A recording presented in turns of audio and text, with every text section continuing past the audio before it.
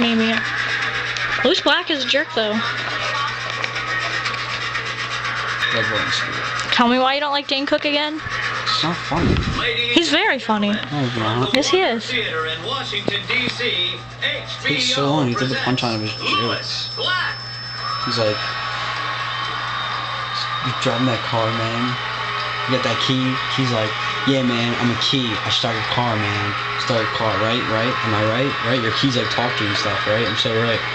And then you get in and you're like so hard to start to drive this car. You're like, you get in that car, man. You are in that car. You're like, I'm in this car. I'm ready to go. I'm ready to drive. I'm ready to drive.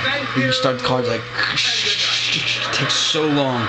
It takes so long for that key to get in the ignition. And then you start it, it's like, the car's like, thanks for starting me, Dane. I'm a car. And everyone laughs. It's not funny. But you know it's true. No, it's not. Are you taking a video of me? Douche.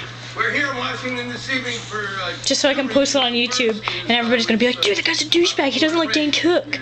I bet y'all get like 30 comments. I bet you will. People who are like, yeah, right on, Dane Cook blows ass.